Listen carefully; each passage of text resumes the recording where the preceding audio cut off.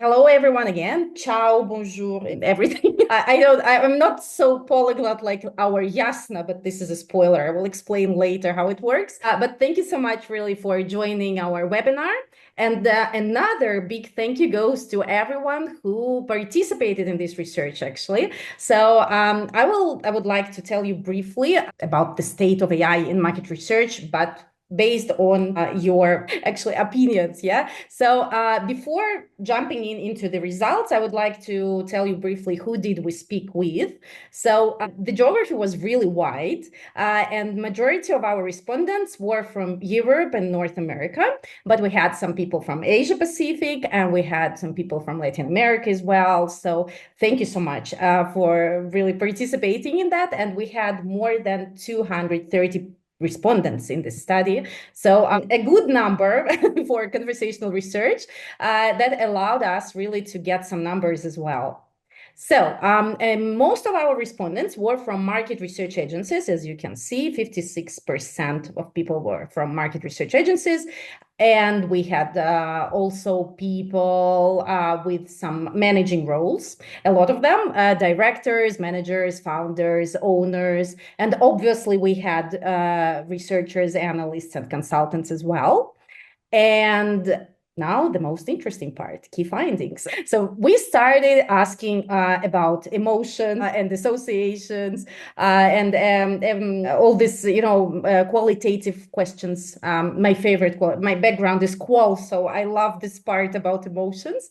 And we learned out that, yes, there is a lot of excitement. Frankly speaking, I was expecting that spontaneously, maybe there will be more concerns and some negative, reactions. But in fact, we had a lot of positive reactions and associations because I think everyone faced the truth. The truth. Yes, AI really, it's a revolution in market research. We really understand the benefits, yeah, because we can't do that efficient, right? And we understand that, okay, we're not that skeptical anymore. We understand, okay, it's your place, AI. Please stay here because you help us a lot. But we also understand that AI should be moderated and controlled by a human, right? Because we need to be ensure in data quality and we have to do accurate interpretation of the results. And but of course, there were concerns, as you can see, not with these big numbers, yeah, but still. So the concerns are about inaccuracy, yeah, in the analysis. It's also privacy and security concerns, of course. Also, that's funny that we have job displacement concerns together with human oversight. Frankly speaking, this human oversight is something that, makes me feel that I'm not sure that it's a concern, yeah, because if we think that maybe AI will take our job, maybe it's not that bad that the human oversight is needed, right? And I find it very interesting, the verbatim that we have here. The humans needed to operate the tool. Market researchers should not be devolved to juniors or those with no expertise or understanding of the industry.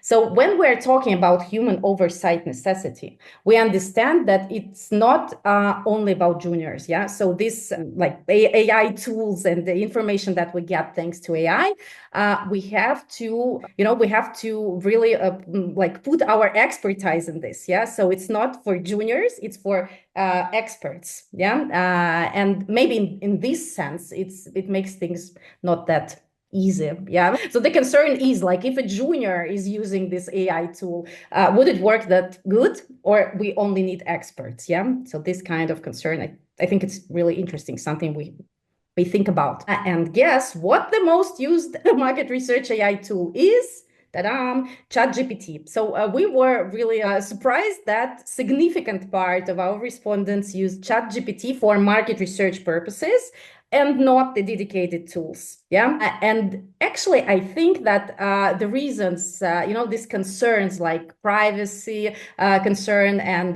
concern about the not accurate data, yeah, some problems with the analysis, they are really linked to the fact that ChatGPT is used, but not the specific tools, that knows how to do the proper analysis, better analysis for market researchers. So I think that's interesting insight. And then we asked people, okay, but how easy it is for you to differentiate among different tools?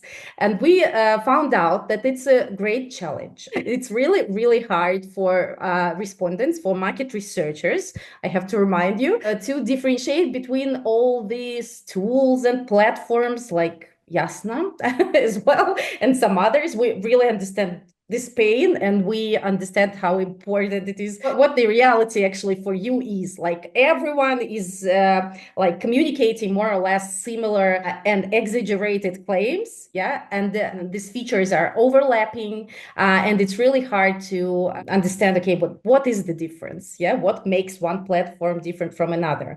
Okay, you may do the experiment, but you don't have time, right? So time constraints is also an important barrier, really, to differentiate between different platforms. And let's go to the next slide. Yeah, I like this verbatim a lot. The lack of differentiation is overwhelming. It's hard to tell which tools have a solid scientific foundation and which ones have just put lipstick on ChatGPT. So it really demonstrates the pain that you have. Just a few words about cultural specifics, because thanks Yasna, who is analyzing also the cultural differences. And what we've got. We've got, okay, everyone is excited and quite optimistic about the usage of AI in market research. But we learned that in North America, yeah, people see that it's a real revolution. Yeah, it's really, we have to use it as soon as possible, but they also feel some pressure to adopt it. And respondents in Europe are more like, they're not in such a hurry. Yeah, they understand that it needs strict human oversight, so they do not trust it like 100%. They need to be a significant and very important part of AI. Yeah, what we found out in Asia Pacific, it was mentioned more often, but I'm pretty sure that it's important for any part of the world. Yeah, if you are doing a multi-country research, it is very, very important to keep in mind different languages, cultural contexts. So this accurate analysis of all these specifics is very, very important. So that should, we as a platform for conversational research and our competitors as well, have to keep this in mind, of course. Just a few verbatim, and then I will give a word to Ray. So, quote from North America: "There is no choice not to use AI. Customers ask if we are using AI, and they'd be upset if we weren't, given its proven capabilities." And another verbatim from Europe: "AI tools are here to stay, and the time and money savings are undeniable. A simple qual survey used to easily take a month or two," which is true, yeah. "Now it can be done in a matter of days. Efficiency is here, yeah. Clients are asking for that. So I think such platforms as ours and other platforms, similar platforms, will have a very good future." Thank you so much. Ray, I'm giving a word to you. Thank you so much. And there's a bit of an interesting conversation going on in the chat stream, so have a look there. One thing that Tanya will be showing you later but didn't mention there is that the people in France answered in French, the people in Germany answered in German, and you're going to see how that works when we look at it later. So one of the questions when we use conversational surveys instead of regular surveys is, how do the results stack up compared with other information? So what I'm going to draw on now is some earlier research that I've done and some research that other people have done to look at this wider context. So I've run 4 waves of a study asking about optimism in the research industry: September 23, June 23, March 24, and quite recently, November 24. Very, very static numbers about levels of optimism. And I asked about what were the most positive things that were happening in the research world. Overwhelmingly, people were saying AI. Nearly 50% of it focused on AI. Even some of the other elements, and you'll see a good resonance here with what Tanya was just telling you, the context of people with AI assistants coming into play. We also asked what were the most worrying things, and the most worrying things are AI. So we see this duality that we also saw in the recent study with Yasna, in that people were excited by it, they could see the possibilities, but they also saw some of the negatives. And these are the sorts of things that people were talking about, extensive reliance on AI, AI being used by non-researchers. And you saw that quote that Tanya shared about it really does work better if you have somebody with market research experience running this. And also competitors from outside of our industry coming in with tools that perhaps aren't going to work really well for us. In those studies, we also asked people what sort of training were they looking for. Remember, this wasn't an AI study. This was a study about research in general. And over half of them said, we want AI training, please. And then lots and lots of other things, including a few people still looking for traditional qualitative training. And here's one that overlaps quite strongly. So for the people that had used some form of AI, we said, okay, in November 24, which types of AI have you used? Overwhelmingly, ChatGPT. It wasn't the conversational platforms. It wasn't the knowledge management systems. It wasn't the other bespoke AI tools. It was the LLM. And then the second one down in the list that has got a clear label against it would be Copilot, with a very similar sort of ratio that we saw in the recent study, which was conducted in February and beginning of March this year. So I looked elsewhere for some more information, and this is only the US. But when we think about 50% of market research spend happens out of the US, it's pretty relevant to us. And it's not just our industry. This is across all industries. The ratio of use of ChatGPT is about 60% to 14, 15% for Copilot, and then other things lower than that. So we're seeing this consistent pattern. Now, looking at the underlying data, ChatGPT's lead is falling. It's growing at a slower rate than the others are growing. So ChatGPT's number of users is going up, but its share of this bigger pie is falling, but it's still currently the dominant way that people are accessing the power of artificial intelligence at the moment. Looking at another source, the work I've been doing with client-side people, what we're seeing is this reference over and over again now to the 10-20-70 rule. So the first thing is clients are being absolutely swamped by people contacting them to say, we want to show you our solution. And of course, they've only got a limited amount of time. But one of the things that several of them have said pretty sarcastically about some of the people contacting them is when they're asked what their USP is, they say, we use AI. And they have to tell them, everybody uses AI. What is it that you do that's actually different and special as a result of it? There's a real issue with startups understanding the client workflows. What has to happen before the project? What has to happen after the project? How does it fit into what's going on? And that is why this 10-20-70 rule has become so popular. They're finding, the clients, that 10% of a successful idea implementation comes from how good is the AI. 20% of the data, 20% of the success comes from the quality of the data and how the data is connected. So you can have great data, but if it's not connected, it doesn't really make a difference. And then 70% of the success comes from the client side's people and the way they can leverage the tool. This is what we're talking about by workflow. That bit has to be right. And I was at the MRS conference yesterday in London, and the keynote speaker there used to be an advisor to Elon Musk. He used to be an advisor to Mark Zuckerberg, and he was making exactly the same point. The difference between two AIs is not the thing that makes a difference in how well it works for you. It's these other things, the data, the connectivity, the people, and the workflow. So I took another tool, went back to all the data that we collected with Yasna and asked a different question to it. I said, what do people who were talking to us think should happen?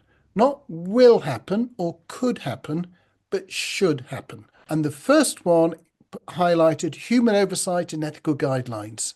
So across all of this data from different countries, from different roles, ethical guidelines applied effectively oversight with humans. Then we want more information on integration, best practices. People want advice, speed, data privacy, reporting functions, clearer descriptions of the capabilities are things that they need.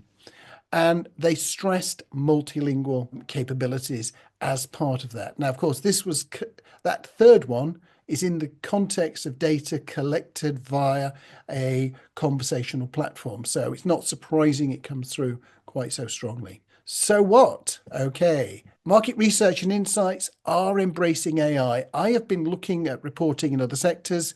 We appear to be adopting it faster. There are always some market researchers who will walk around saying, oh, we're terrible. We're not. We're actually pretty fast moving. We've got a long way to go, but we are doing that.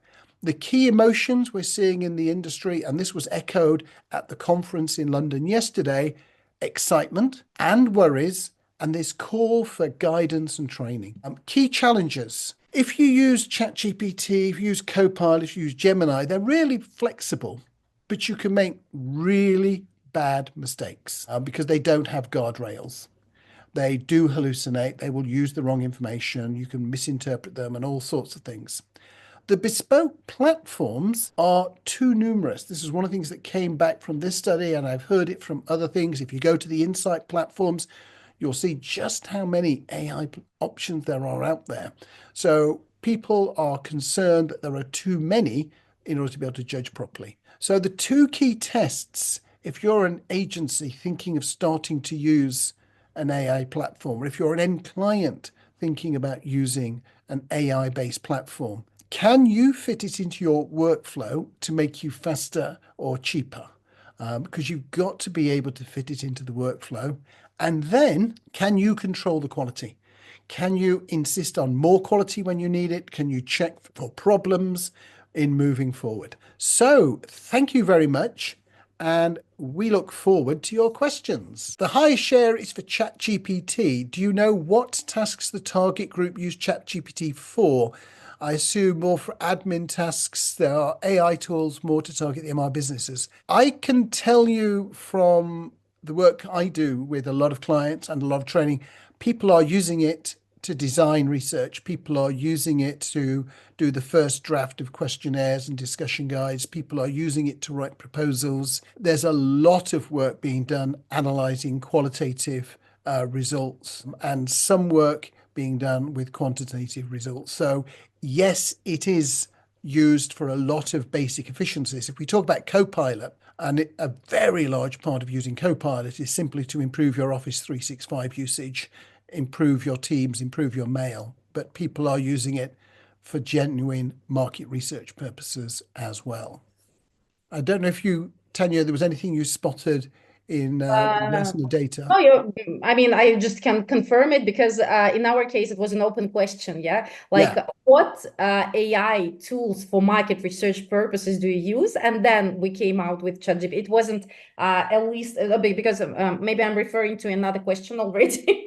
Yeah, it wasn't at least for them. People just spontaneously said what they are using. And then we asked about the tasks. And yes, you were correct. A lot of market research tasks, like there were a lot of about analysis, I think, in our study. A lot about yes, yeah. like, I don't know, for example, transcripts, and then you put it in ChatGPT and then you work with it. And A lot translations as well. So the next question is, do we have any precision about which versions of ChatGPT? Well, first of all, no, because people were just typing in what they were using. It's an open-ended question. But at a deeper level, many people do not know which version of ChatGPT.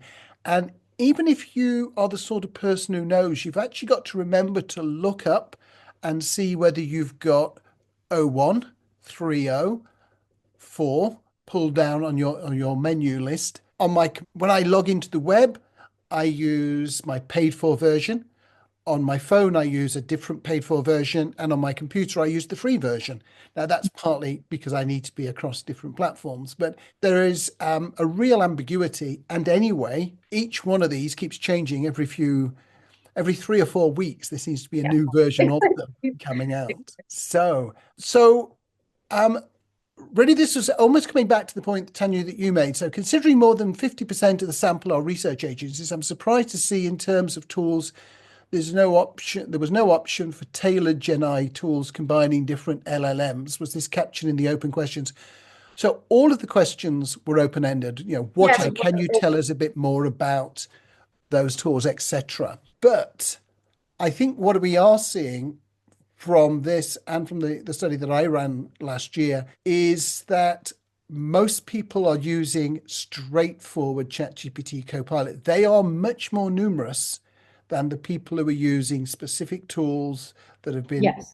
tailoring to putting in agents or different solutions like that. Yeah, I think I answered this question before together with the previous one. Yeah, Yeah. so it was just like what AI tools or platforms do you use for market research purposes? And then ChatGPT came out more often than other platforms. Of course, there were people who mentioned some specific tools, but it was significantly more popular. And 54.